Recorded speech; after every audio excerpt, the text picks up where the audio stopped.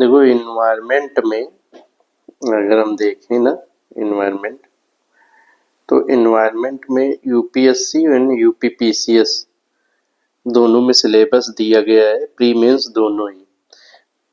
तो ये प्री में यूपीएससी का प्रीलिम्स का सिलेबस है। ये पॉइंट कह रहा पर्यावरणीय पारिस्थितिकी, पर्यावरण पारिस्थितिकी दो हो गए यूनिट, जैव विविधता है ना, फिर जलवायु परिवर्तन। बस कितना पर्यावरण 1, पारिस्थितिकी 2, जैव विविधता 3 और जलवायु परिवर्तन 4। 4 टॉपिक दिए है ना, environment, ecology, biodiversity, climate change. बस अब यूपीएससी का ये मेंस का है, मेंस का सिलेबस 14 नंबर पॉइंट पे दिया है पेपर थर्ड में, जनरल स्टडी का जो पेपर थर्ड है उसमें क्या कह रहा है, संरक्षण मतलब पर्यावरण संरक्षण, कंजर्वेशन है ना, फिर पर्यावरण प्रदूषण और क्षरण, पर्यावरण प्रभाव आकलन। तो ये क्या है, इतना ये पर्यावरण से ही रिलेटेड है, पर्यावरण प्रदूषण, क्षरण और उसका संरक्षण है ना। ऐसे पर्यावरण का मतलब आप मेनली संरक्षण पे फोकस है, कैसे प्रदूषण हो रहा, कैसे क्षरण हो रहा पर्यावरण का और कैसे उसे कंजर्व किया जाए। अब पर्यावरण प्रभाव आकलन ये दूसरा टॉपिक है, पर्यावरण प्रभाव आकलन, एनवायरमेंट इम्पैक्ट असेसमेंट, EIA।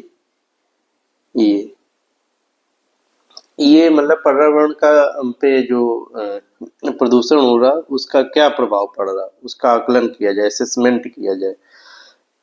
तो इसमें मेंस में 2 टॉपिक, तो इसे देख लेंगे। ये वाला जो है ना पर्यावरण प्रदूषण क्षरण संरक्षण, ये मिला जुला पढ़ा जाता है, सिर्फ मेंस में के लिए यही अलग है, EIA ही अलग है और सब प्री मेंस मिला के पढ़ा जाता है। बस वही एनालिसिस थोड़ी बहुत की जाती है, हो जाता है। वैसे पर्यावरण में एनवायरनमेंट में उतना एनालिसिस की जरूरत भी नहीं है। अब यूपीपीसीएस में प्रीलिम्स में देखो ये क्या है, प्रीलिम्स इसमें पर्यावरण एक तो ये हो गया टॉपिक, दूसरा हो गया पारिस्थितिकी 2 है ना, जैव विविधता 3, जलवायु परिवर्तन 4।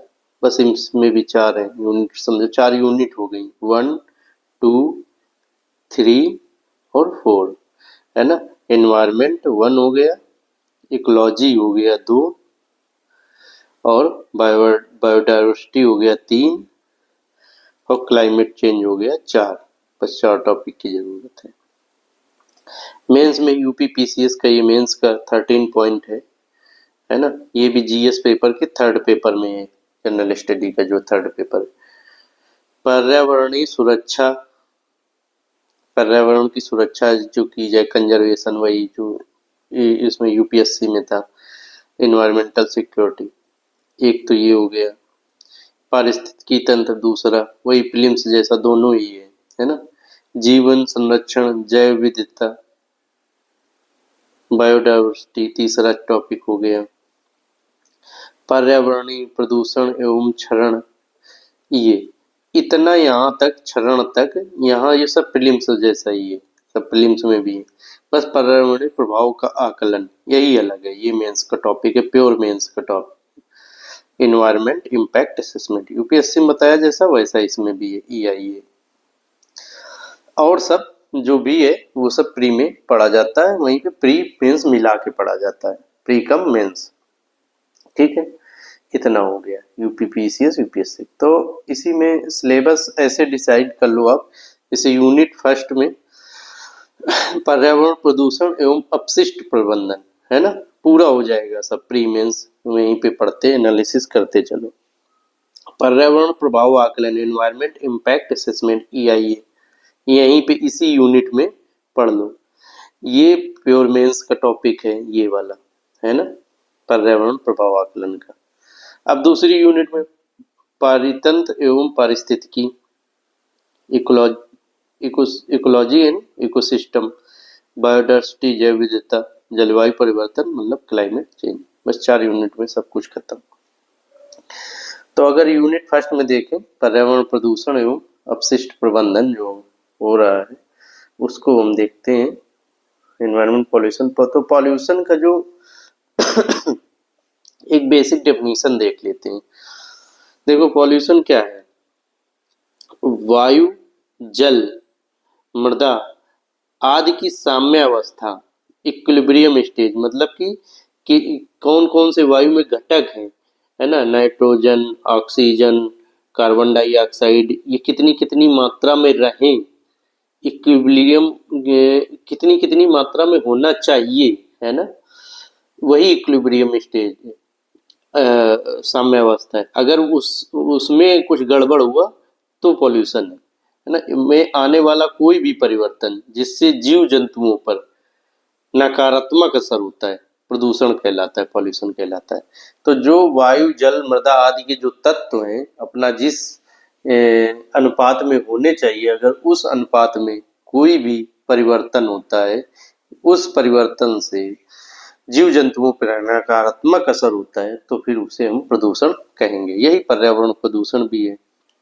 ठीक है, अगर पर्यावरण प्रदूषण को देखा जाए तो कौन सबसे बड़ी मुख्य रूप से भारत में, इंडिया स्तर में, राष्ट्रीय स्तर में रेगुलेट करती है, तो वो है सीपीसीबी। यहीं से क्वेश्चन खूब सीपीसीबी से घुमा घुमा के बना करते हैं।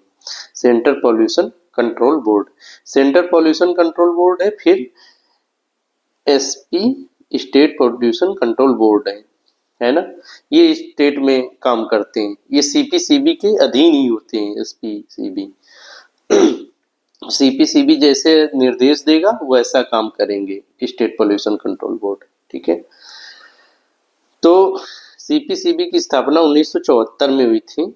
जल प्रदूषण अधिनियम 1974 के तहत आगे आएगा भी। इसका मुख्यालय कहाँ है सीपीसीबी का?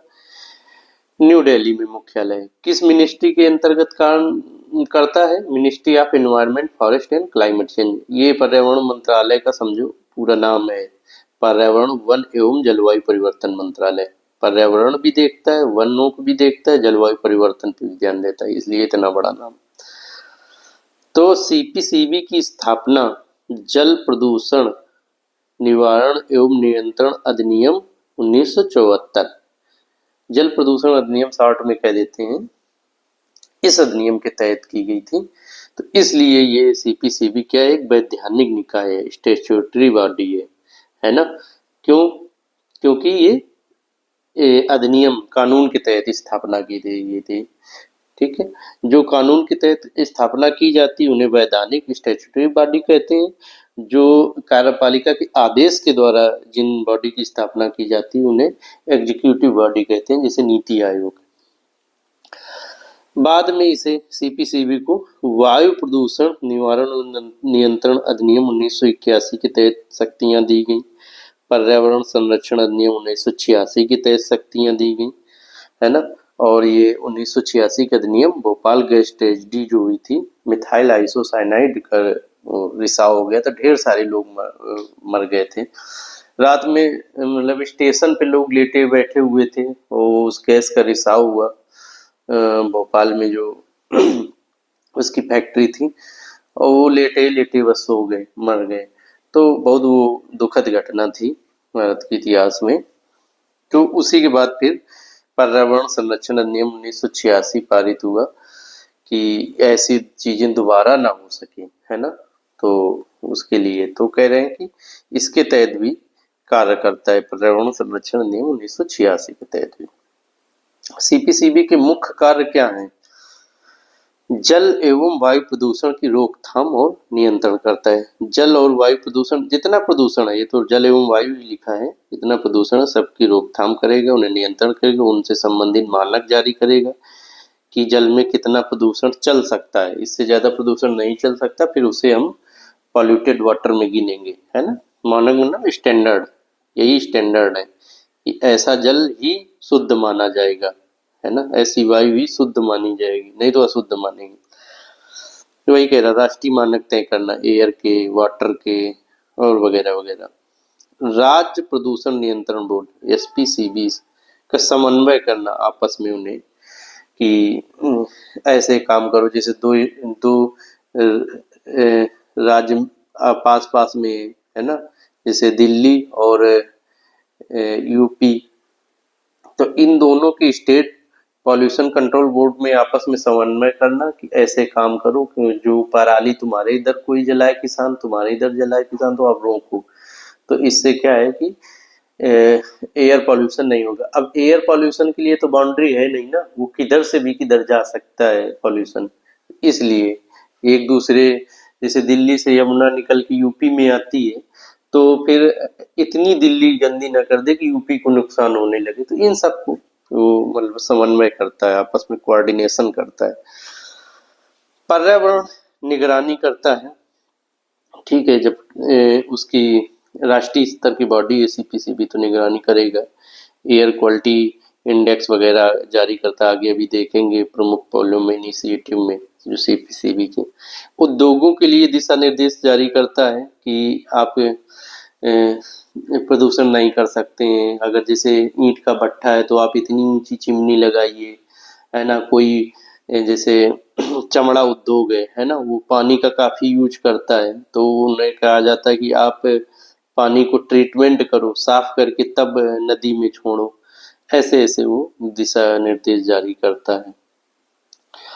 और पर्यावरण से संबंधित शोध करता है ना, रिसर्च करता है और तकनीकी सलाह देता है, टेक्निकल एडवाइस देता है सरकार को। ये सीपीसीबी के कार्य हैं। ये कुछ ही कार्य हैं जिनसे क्वेश्चन बना करता है, आगे और भी कई कार्य होंगे।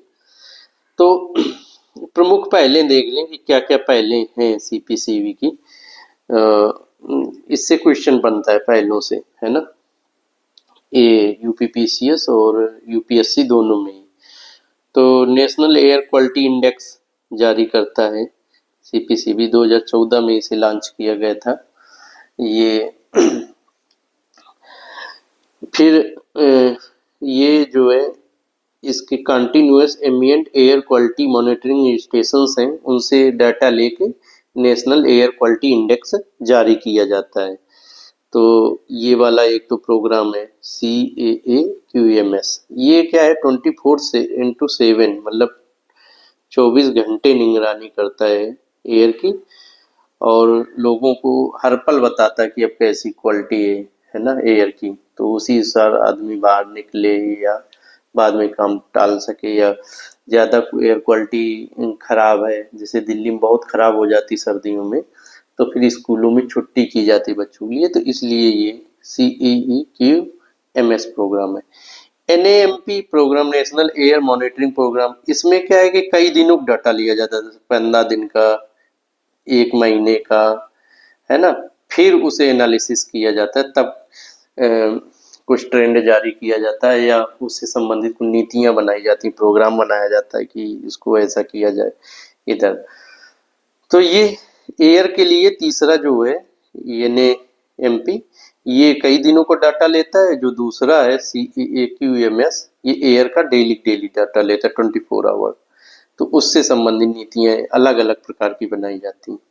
चौथा क्या है, water quality monitoring program, water की क्वालिटी के लिए।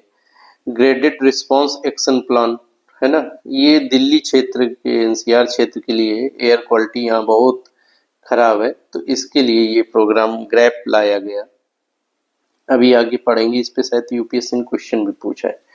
इंडस्ट्रियल पॉल्यूशन, है ना, उद्योगों के पॉल्यूशन के लिए क्या लाए, इनिशिएटिव लिया है, तो ये अभी देखेंगे।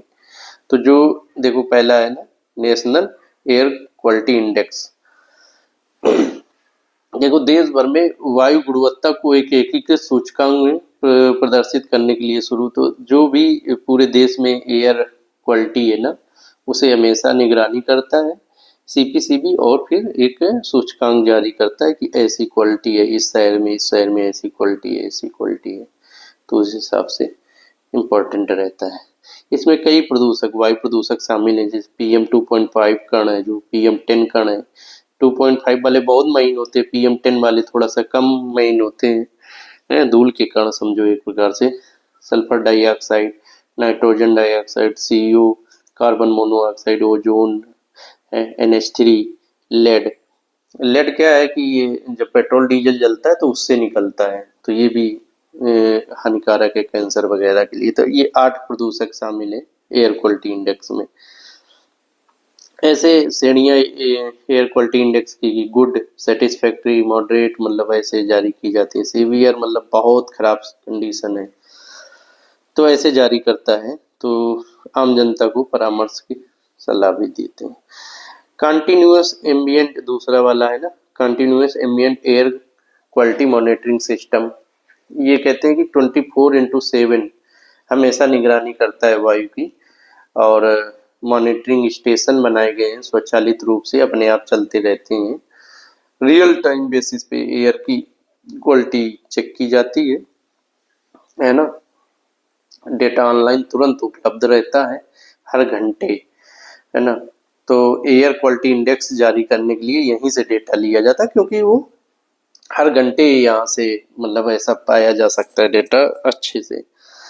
दिल्ली जैसे शहरों के लिए बहुत उपयोगी है, जो पूरा लैंडलॉक्ड है ऐसे ना दिल्ली, या कई स्टेट लैंडलॉक्ड है। तो दिल्ली क्या रहता है कि जब सर्दी होती है तो वायु नीचे बैठती है, इधर उधर भाग नहीं पाती है ठंड की वजह से। तो फिर पॉल्यूशन बहुत ज़्यादा बढ़ जाता है दिल्ली जैसे शहरों में। ये है कहानी, दिल्ली की तो कहानी बहुत बुरी है। पेड़ बचाए नहीं तो कहाँ से वायु मतलब इतनी सुरक्षित हो पाएगी। तो ये तीसरा वाला देखो, NAMP, national air monitoring program 1984 में लॉन्च किया गया था इसे, है ना। सेंटर पॉल्यूशन कंट्रोल बोर्ड और स्टेट पॉल्यूशन कंट्रोल बोर्ड मिलके इसे संचालित करते हैं। बस इससे CAAQMS और इसमें NAMP में यही अंतर है कि इसे थोड़ा सा सप्ताह में 2 बार या 24 घंटे में ऐसे मतलब सैंपल लिए जाते हैं, फिर उससे रिलेटेड काम किए जाते हैं, और उसमें तुरंत सब रियल टाइम बेसिस पे रहता है CAQMS में, बस इतना ही फर्क है। और इसमें प्रदूषक वही देखो SO2, NO2, PM10, PM2.5 ये लिए जाते हैं। इसे दीर्घकालिक ट्रेंड विश्लेषण के लिए, लॉन्ग टाइम के लिए ट्रेंड विश्लेषण की कैसा रहा एयर क्वालिटी इधर का, उसके लिए इसका डेटा का यूज किया जाता है NAMP में। National water quality monitoring program NWMP, ये वाटर क्वालिटी के लिए है ना, कि नदियों, झीलों, भूजल आदि की गुणवत्ता, कि नदियों का पानी कैसा है, झीलों का पानी कैसा है, उनकी गुणवत्ता चेक करने के लिए। ग्राउंड वाटर, भूजल मतलब ग्राउंड वाटर की गुणवत्ता के लिए। तो जब इन सब की नदियों, झीलों, भूजल, इन सब की नदियों, झीलों में इनकी गुणवत्ता पानी की देखी जाती है, तो BOD चेक किया जाता है, बायोकेमिकल ऑक्सीजन डिमांड। BOD क्या है देखो, ये जो हिंदी में अगर बोला जाए जैव रासायनिक ऑक्सीजन मांग इसे बोलते हैं, वैसे इंग्लिश में बायो केमिकल ऑक्सीजन डिमांड, कि जल की गुणवत्ता मापने का एक ये सूचक है। ये पानी में मौजूद जैव अपघटनीय बायोडिग्रेडेबल कार्बनिक पदार्थों को विघटित करने में देखो, कि जैसे ना नदी है, मान लो झील का उदाहरण ले लें, है ना, ये झील है। इसमें क्या है कि आपने प्रदूषण मचाया, इधर से मान लो खेत से कुछ प्रदूषण गया, इधर बस्ती से कुछ प्रदूषण गया, ऐसे गया सब झील में जाके, तालाब में गिरा जाके। तो उसमें साथ में जब पानी गंदा आप भेज रहे हो, चाहे अपनी बस्ती से पानी भेज रहे हो या खेतों से आ रहा हो पानी ओवरफ्लो होके, तो तालाब में पानी आया, झील में पानी आया, तो उसमें क्या है कि कुछ कार्बनिक पदार्थ भी होंगे, है ना। कार्बनिक पदार्थ, कार्बनिक पदार्थ मतलब कि वनस्पतियों के सड़े गले अंश, है ना, वनस्पति आ जाए, कोई फसल का अवशेष खेतों से आ जाए, है ना। और जैसे आपने कुछ सब्जी वब्जी छिलका सब वैसे डाल दिए, ये सब कर दिए, तो अब ये जो कार्बनिक पदार्थ है, इनका क्या होगा, डिग्रेडेबल, इन्हें मतलब कि अपघटित किया जाएगा। सूक्ष्म जीव जो झील में मौजूद होंगे वो अपघटित करेंगे, है ना। अपघटित करेंगे, तो अपघटित करने में क्या है कि जो झील के पानी में घुली हुई ऑक्सीजन है उसका उपयोग करते हैं जो सूक्ष्म जीव, डिजॉल्व्ड ऑक्सीजन का अपघटित करने में। तो अब क्या है, जब अगर आपने कार्बनिक पदार्थ ज्यादा भेज दिए प्रदूषण में अपने, है ना, जो खेत से या अपने बस्ती से पानी आ रहा है उसमें आपने कार्बनिक पदार्थ ज्यादा प्रदूषण रूप में आ गया झील में, तो सूक्ष्म जीव क्या करेंगे, उसे ज्यादा अपघटित करेंगे, बहुत ज्यादा अपघटित करेंगे। तो क्या है, जो झील में डिजॉल्व ऑक्सीजन है, पानी में जो घुली हुई ऑक्सीजन है उसकी मांग बहुत ज्यादा बढ़ जाएगी। तो इससे क्या पता लगेगा कि झील में प्रदूषण ज्यादा हो रहा है। तो डीओ की मांग जब ज्यादा, बायो डिजॉल्व ऑक्सीजन की मांग ज्यादा हो जाएगी, तो फिर वहां पे प्रदूषण क्या माना जाएगा, उच्च प्रदूषण, तो उसका उपयोग करते हैं, है ना। तो कह रहे वही ना, पानी में कार्बनिक कचरा, सीवेज, है ना, जो लेटरिन वगैरह रहती है ये भी तो कार्बनिक है ना, औद्योगिक अपशिष्ट। तो ये अधिक जब पहुंचेंगे जाके झील में तो सूक्ष्म जीव उन पानी में घुली हुई ऑक्सीजन का उपयोग करके इसे डिग्रेड करते हैं, अपघटित करते हैं। तो पर क्या है, बायो जो है केमिकल ऑक्सीजन डिमांड का मान बढ़ जाता है, मतलब कि वहां पे घुली हुई पानी ऑक्सीजन का मांग काफी उच्च हो जाता है। सूक्ष्म जीव ज्यादा उस ऑक्सीजन को उपयोग करने लगते हैं और तब उसे इस कचरे को अपघटित करते हैं, डिग्रेड करते हैं।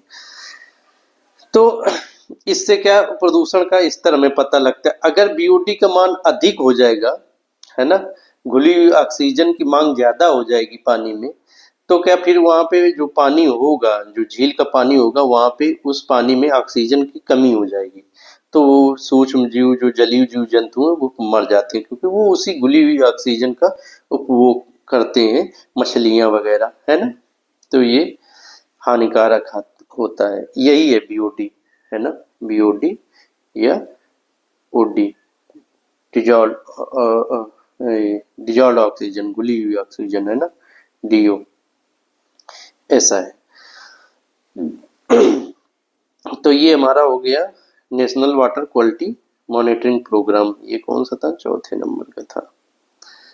पांचवें नंबर की जो जो हम अभी इनिशिएटिव देख रहे हैं ना, उसमें ये पांचवा नंबर है, ग्रेडेड रिस्पांस एक्शन प्लान। ये चरणबद्ध तरीके से योजना लागू की जाती है ज्यादातर दिल्ली क्षेत्र में, कि अब इतना वायु प्रदूषण हुआ, अब इतना हुआ, है ना। जब ज्यादा सीवियर कंडीशन हो जाती, वो गंभीर कंडीशन हो जाती, तो निर्माण गतिविधियों पर रोक लगा दी जाती, कोई धूल उड़ा करती वहीं से, स्कूल बंद कर दिए जाते हैं, डीजल जनरेटर, इन सब में प्रतिबंध लगा दिया जाता है, क्योंकि डीजल जनरेटर से भी तो प्रदूषण होता है। छठा है तुम्हारा इंडस्ट्रियल पॉल्यूशन कंट्रोल।